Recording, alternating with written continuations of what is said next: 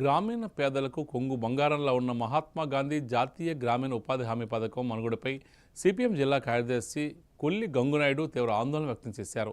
కేంద్ర ప్రభుత్వం ఈ పథకాన్ని విబీజీ రామ్జీ పథకంగా మార్చాలని చూడడం అంటే ఉపాధి హామీ లక్ష్యాన్ని పూర్తిగా నీరుగార్చమేనని ఆయన విమర్శించారు. ఈ మేరకు పార్వతీపురం పాత బస్టాండ్ నుండి కలెక్టర్ కార్యాలయం వరకు సిపిఎం ఆధ్వర్యంలో భారీ ర్యాలీ నిర్వహించారు.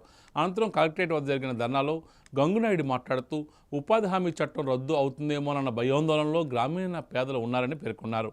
ఈ పథకంపై ప్రజల్లో చైతన్యం తెచ్చేందుకు ఈ నెల 11, 12 తేదీల్లో జిల్లా వ్యాప్తంగా విస్తృత ప్రచారం నిర్వహించామని, దాని ముగింపులో భాగంగానే నేడు మన్యం జిల్లా కలెక్టర్ కార్యాలయం ఎదుట నిరసన తెలుపుతున్నామని వివరించారు. గ్రామీణ ఆర్థిక వ్యవస్థకు వెన్నుముగ్గా ఉన్న ఈ పథకానికి కేంద్రం ఇచ్చే నిధులను 90% నుండి ఏకంగా 60% తగ్గించాలని ఆయన తప్పుపట్టారు. తక్షణమే ఉపాధి హామీ పథకాన్ని యథావిధిగా కొనసాగించాలని, నిధుల కోతను ఉపసంహరించుకోవాలని ఈ సందర్భంగా ఆయన డిమాండ్ చేశారు. ఈ కార్యక్రమంలో సిపిఎం నాయకులు, కార్యకర్తలు పాల్గొన్నారు.